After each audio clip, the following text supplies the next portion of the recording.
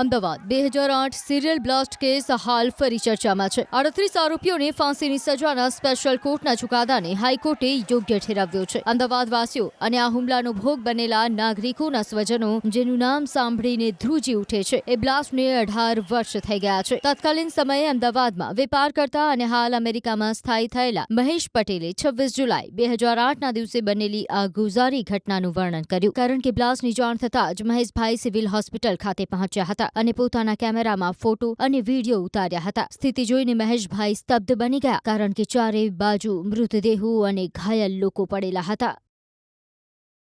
Civil હોસ્પિટલના main gate આગળ જ્યારે હું પહોંચું છું ને જોઉં છું તો લોકો અંદરથી બહાર દોડતા આવે છે અને બૂમો પાડતા હતા કે બોમ્બ ફૂટ્યા, બોમ્બ ફૂટ્યા।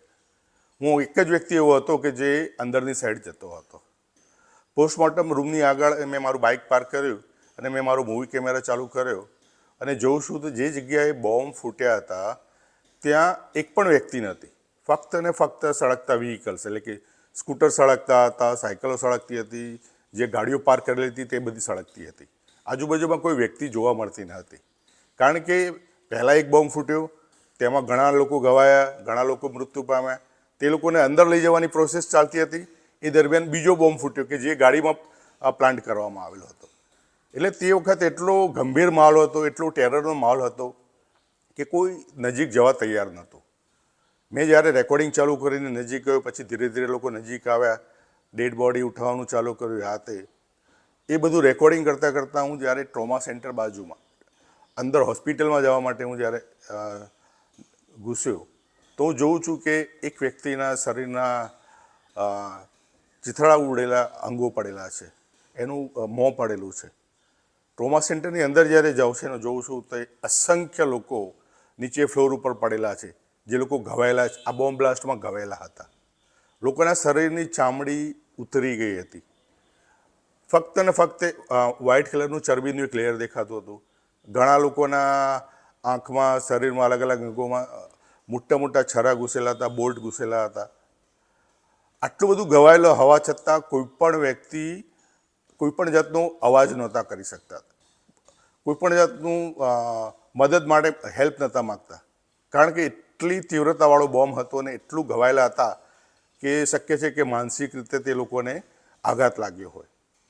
આખા હોસ્પિટલમાં જ્યાં જુઓ ત્યાં એક જ પરિસ્થિતિ દેખાતી હતી, ઘવાયેલા લોકો।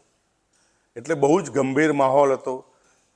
લોકો આંખ પટપટાવતા હતા અને ઇનડાયરેક્ટલી એવું કહેવા માગતા હશે કે અમને હેલ્પ કરો, પરંતુ વાસ્તવમાં કોઈ બોલતું નહોતું। અને ધીરે ધીરે પીજીની ટીમ, જે ડૉક્ટરોની જે ટીમ હતી, એ લોકોએ બધાને હેલ્પ કરવાની ચાલુ કરી હાથે। પરંતુ તે સમયનો માહોલ એ બહુ જ ગંભીર હતો। કોઈ પણ વ્યક્તિ ત્યાં હાજર રહીને જેણે જોયું હશે એ ક્યારેય જિંદગીમાં ભૂલી નહીં શકે।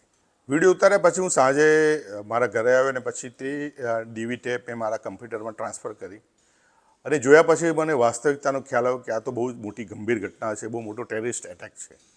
એટલે તરત જ મેં બીજા દિવસે સવારે એ ડીવીડી તે વખતના તત્કાલીન મુખ્યમંત્રી શ્રી નરેન્દ્રભાઈ મોદી, કે જે હાલના આપણા ભારતના પ્રધાનમંત્રી છે, તેમને મેં એ ડીવીડી મોકલી આપી અને તેમને કહ્યું કે જો મારી સાક્ષી તરીકે કંઈ જરૂર હોય તો ચોક્કસથી હાજર રહીશ, પરંતુ આ ડીવીડીનો જો કોઈપણ રીતે ઉપયોગ થાય, તેમાંથી પછી તમને કોઈ માહિતી મળે અથવા તો કોર્ટમાં એક સાક્ષ્ય તરીકે, એક વિટનેસ તરીકે, એક પુરાવા તરીકે જો જરૂર પડે તો આપ ઉપયોગ કરી શકો છો।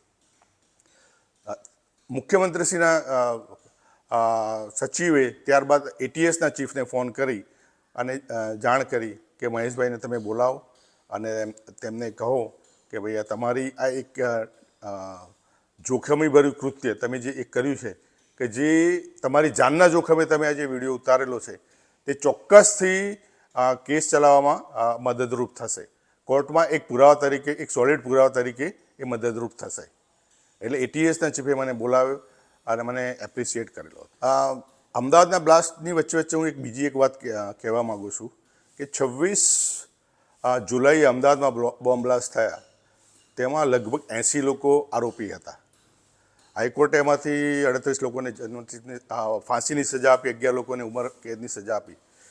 પરંતુ આ સાથે સાથે એ વાત પણ આપણે જોવી જોઈએ કે એક્ઝેક્ટ 4 મહિના પછી મુંબઈમાં ટેરરિસ્ટ એટેક થયો હતો. પરંતુ સરખામણી કરો તો તમને ખ્યાલ આવશે કે બોમ્બેમાં જે ટેરરિસ્ટ એટેક થયો હતો તેમાં પાકિસ્તાની લોકો હતા, ભારત દેશના લોકો નહોતા. ત્યાં મરવાવાળાની સંખ્યા વધારે હતી, 200 થી 300 લોકો ત્યાં ગવાયેલા હતા. પરંતુ અમદાવાદમાં જે બોમ્બ બ્લાસ્ટ થયો તેમાં આ કૃત્ય કરવાવાળા આપણા જ દેશના લોકો હતા. અલગ અલગ સ્ટેટમાંથી આવેલા લોકો અમદાવાદમાં આવી અને આ કૃત્ય કર્યું હતું. એટલે બોમ્બેની સરખામણીમાં, મુંબઈ બ્લાસ્ટની સરખામણીમાં આ કૃત્ય એ બહુ જ જઘન્ય કહેવાય. એટલે કોર્ટે જે 38 જણને ફાંસી આપી છે, 11 લોકોને ઉંમરકેદ આપી છે. મારા હિસાબે 11 જે બચ્યા છે એ લોકો પણ સામેલી થતા એ પુરવાર થઈ ચૂકી છે, તો એ લોકોને પણ ફાંસી આપવી જોઈએ. હાઈકોર્ટે ચોક્કસ ચુકાદાને આપણે આદર કરવો જોઈએ. પરંતુ જો સુપ્રીમમાં જો એ લોકો ચેલેન્જ કરવા જાય તો ગુજરાત ગવર્મેન્ટને મારી વિનંતી છે કે એ લોકો 11 જે લોકોને ઉંમરકેદ થઈ છે તે લોકોને પણ ફાંસી મળે તેવી એક રજૂઆત કરવી જોઈએ. તો જ સાચો ન્યાય મળ્યો એવું કહેવાશે.